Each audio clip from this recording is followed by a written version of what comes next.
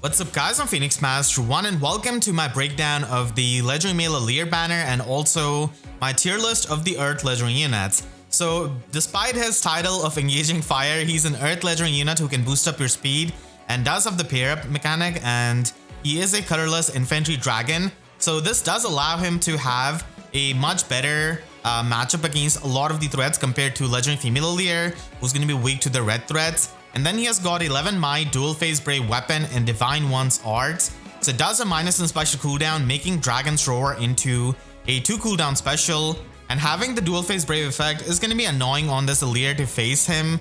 And then at start of combat, if his HP is at or above 25%, then he's able to get +5 to all of his stats, and also inflicts -X on foes' stats. And the debuff that you do on the foe depends on the number of distinct game title allies in 3 spaces, ×3 and then added by 4. So this could go up to max -10 to all of their stats, which is really good. And then he also has damage reduction piercing by 50%. So if you do run magical null follow-up, then you're going to be able to pierce the damage reduction by 75%. It does stack up multiplicatively, and alternatively you could also run him with Legendary Camilla, and even then he's going to be able to have a higher degree of damage reduction piercing. And then he has got the Scowl effect built in his weapon, which is really good and makes me think that he's going to be having higher resistance than Legendary Female Alear. A lot of times Legendary Female Alear is trying to run the Scowl skill in the slot A, but here Male Alear doesn't even have to do that. And then we have got Dragon's Roar, which is going to be the first inheritable special for dragons. And the reason why I say that is because he already has a preferred skill in his slot A. So this is likely not preferred, and this is going to be inheritable, which is going to be a huge thing for so many of the non-armored dragons, because this does function like Armored Beacon and Armored Flow, but it doesn't really have the range restriction. Instead, it has got the resistance check. So if you've got a high resistance dragon, then this is going to be giving you that unpierceable damage reduction, which is really good. So if you're a big dragon enthusiast, then definitely try and get this special for your dragon. And this is going to be a high scoring special for so many of the dragon units in Arena. They don't have to run Blue Flame anymore, which is such a good thing. So that's Dragon's Roar, giving you the damage based on 40% of resistance. And then you can get the beacon type of damage reduction, which is unpierceable in nature, by 40%. So this is going to be a really good special. And then he has got his exclusive slotty skill in Emblem's Miracle. So if you have played Fire Emblem Engage, this does make sense. So he has got distant counter built in this slotty skill. And if he's within 3 spaces of an ally, then he's able to get +9 to all of his stats. And then he also has 40% damage reduction, including the brave hits. So this kind of brave damage reduction is going to be helping, and it also has the damage reduction against the AoE specials. So this is going to be completely pierceable damage reduction, but it's good to have different sources of damage reduction. Like with this special, he's able to get the unpierceable damage reduction, and here he can get the pierceable damage reduction. And then Bulwark skill gives you another round of damage reduction, and if the number of allies in 3 spaces of him are 3 or more, and if the foe initiates combat, then he's able to get the conditional miracle effect, and also heals up 99 HP after triggering the miracle. Basically, whenever he's going to be brought down to 1 HP, he's going to be able to get that 99 HP healing like Legendary Fae, and then survive with the miracle. So this is going to be really good for an Omni tank, because nowadays we have so much pre-combat damage that you're pretty much going to be needing another health bar, just like Alear here. So he is going to be functioning as a really good Omni tank because of his slotty skill, not having to run Distant Counter, Sacred Seal, and he can just run something else. And this kind of miracle is really helpful for an Omni tank, and he does have the Scowl effect from his weapon, so that's also really good. And damage reduction piercing is also nice because he doesn't really have to depend on his special to do the damage reduction piercing. He can get it on the regular attacks. And then he has got Speed Resistance Bulwark, which is going to be giving you some more pierceable damage reduction, but that damage reduction is going to be applicable for the brave hits, so it's pretty good. And then he does have Attack Speed Pledge, just like Legend Female Alear, so this is a really good slot C skill to get the special charges status effect, and this is going to be enabling you to trigger your special a lot easily. So that is going to be Legendary Male Alear, a really solid Omni tank. And yeah, the dual phase brave weapon is going to be pretty annoying, especially with the distant counter slotty skill. I'm not looking forward to making the free-to-play guide on his map. He's going to be really annoying, I feel like. So there he goes, and His Miracle is actually showcased here in this fight against Gullwig. So Gullwig here already does so much damage and brings down Alear to 1 HP. So he's gonna be able to survive because of the Miracle, and then he heals up 99 HP basically after this combat, after the survival. So Fatal Smoke 4 is something that you can use because this is a non-special Miracle right there. So it is going to be stopping the healing and also the Miracle, and it seems like we have seen Fatal Smoke 4 built in the weapons of a couple of units. And overall, Legendary Male Alear can be an amazing Omni tank, and he pretty much has everything that you would want on a Omni tank, and the Miracle effect does help in many of the matchups unless we get a lot of Fatal Smoke 4. But unlike Legendary Female Alear, he doesn't really provide any kind of support to his allies, so that is one thing that might be holding him back in terms of the long-term usage, because we just keep getting better and better Omni tanks, better and better nukes. Some kind of support does make it a bit easier for you if you're going to be aging as a unit, and Dragon's Roar is going to be the special that you should be running. His Thought Beat could be changed to Null Counter Disrupt so that he can take on threats like Duo Leon. So the sweep effects are going to be annoying as an Omni tank. So in Aether Raid's offense, Null Counter Disrupt is definitely the skill to be run, and you can even run Magical Null Follow-Up because it is going to be stacking up with the damage reduction piercing in his weapon, and it is going to be giving you that 75% damage reduction piercing, which is really good nowadays because nukes have a lot of damage reduction. And when it comes to Sacred Seal, you're probably going to be running something that can boost up your attack and speed, and because he does have the resistance check with the Scout skill and also Dragon's Roar, you could even run Speed Resistance Form or Speed Resistance Ideal. Bonus Doubler is going to be the skill to be run because Attack Speed Pledge is going to be giving you that visible buff. And if you're going to be using in something like Arena, then you can easily do that. Dragon's Wrath is also a new Sacred Seal that could be run on him. So it is pretty flexible when it comes to Sacred Seal. But for the slot B, I think that for Aether Raids, you should be running Null Counter Disrupt. In Arena, I think Bulwark works fine. And if you want more damage reduction piercing, then Magical Null Follow-Up is the option.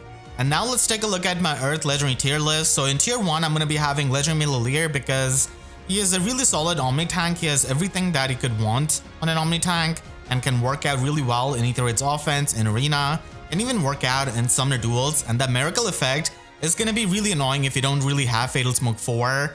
And then in tier 1, dropping off, I've got Legendary Male Robin. Now, Legendary Male Robin has to face a lot of deploy skills, which are really common. So I think that he has definitely fallen off quite a bit in Aether Raid's offense and in Aether Raid's defense. But in Summoner duels, he's still going to be a good unit to be used because ploy skills range is not enough there. But still, he's kind of borderline tier 1 because of the ploy skills, which make it really hard for him to, make use of the Grand Strategy status effect. And then in tier 2, I've got Legendary Seliph. He has got an amazing Weapon Refine and Remix, and he is a really solid Omni tank because of the Null Counter Disrupt in his weapon. And I've used him so much in Aether Raid's offense, and No Quarter is also a new tool that he has gotten, so that allows him to pierce the damage reduction of the enemy nukes. But unfortunately, tanks do have a bit of a hard time nowadays because of all of that pre-combat damage, so still can be something that you'll have to watch out for. And a lot of nukes do have damage reduction piercing, which is going to be helping them against Legendary Seliph. Still, all things considered, I think he is the best cavalry tank in the game.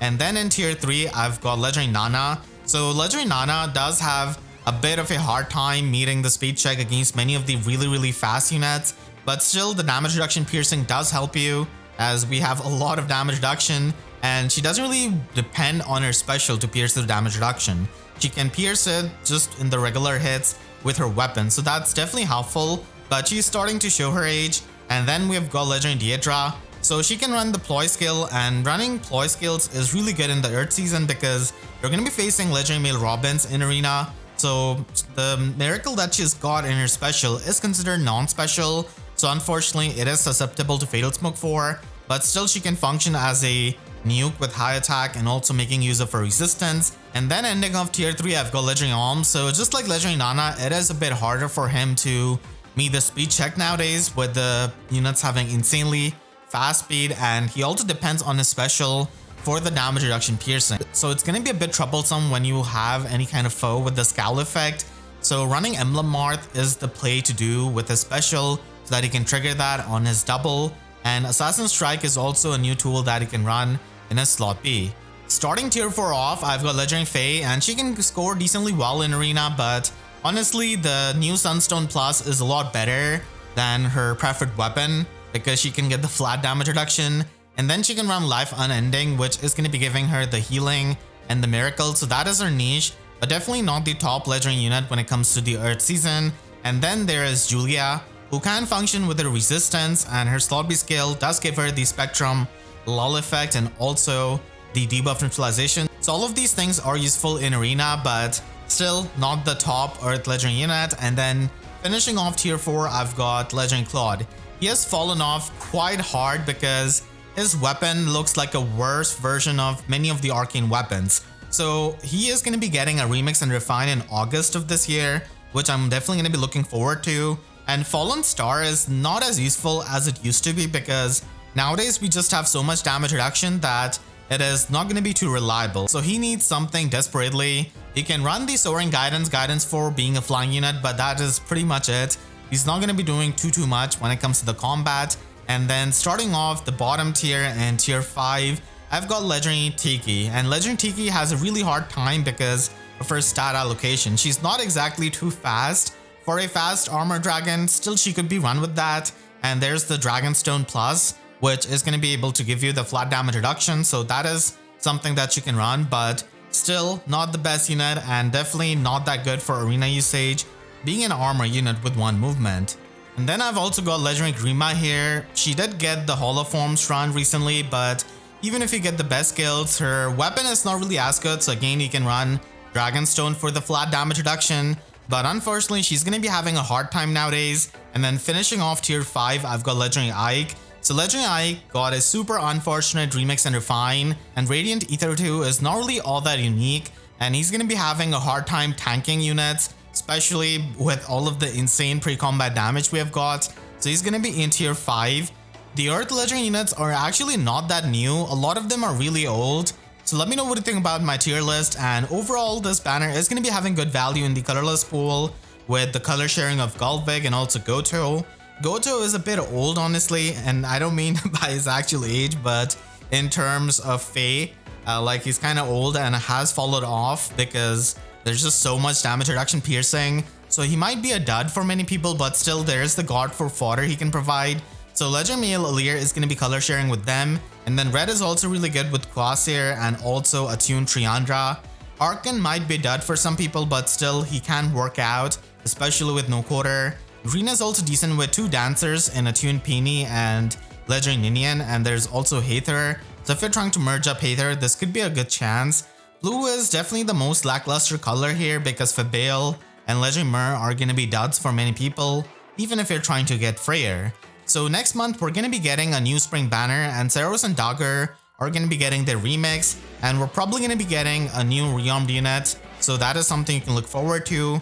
And a Hero Rises banner is going to be happening in March, and we're probably going to be getting a new Emblem hero because they have said that it is going to be rotating along with Legendary and Mythic banners. So this is what we could expect out of the banner at the end of the month in March. So I do think that we could get a green Emblem hero because Legend Camilla is getting a run, and there's also Sather color sharing who's a bit old, but still Legend Camilla is new. So I could see them making some kind of green Emblem hero, maybe Hector I guess, or Lynn as a green bow archer.